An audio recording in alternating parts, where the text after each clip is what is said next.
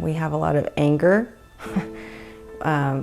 There's a lot of sadness, you know, even just thinking about where would these kids be right now if we weren't able to take them and get them.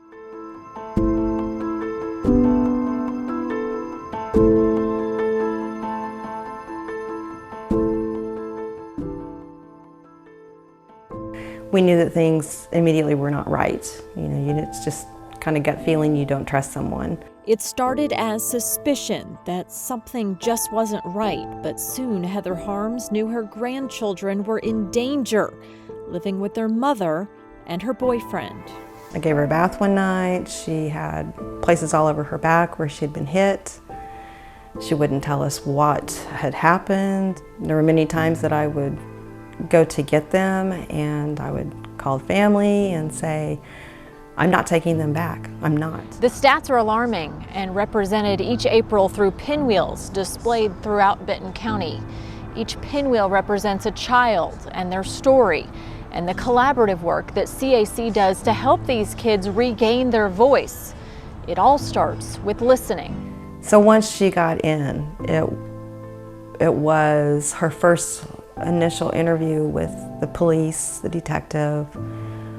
She came out of the room a totally different little kid. Like, it's just the weight was, you know, taken off, and I can tell my story. So we just want everyone to know that these children have a story, that they're personal, that they're happening in our community. Me as a parent, you know, I see my son's face on all these kids' faces.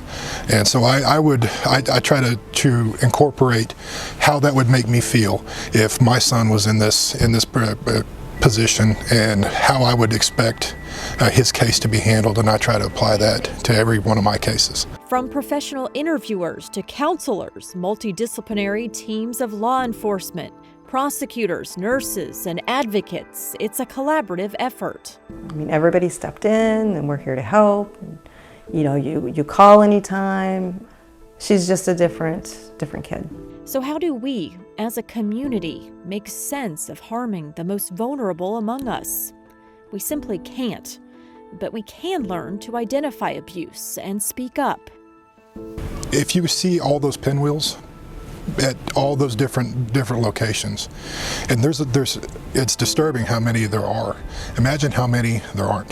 How many of those pinwheels are not posted out there? How many of those children are not being represented by a pinwheel? If you see something, say something. We will choose the child above every other hesitation or fear that may come to your mind when you think about reporting. But yeah, I would definitely say if anyone has any doubts what could be going on or is going on, call the hotline, call the CAC, call the police, call anyone you can to help and get involved.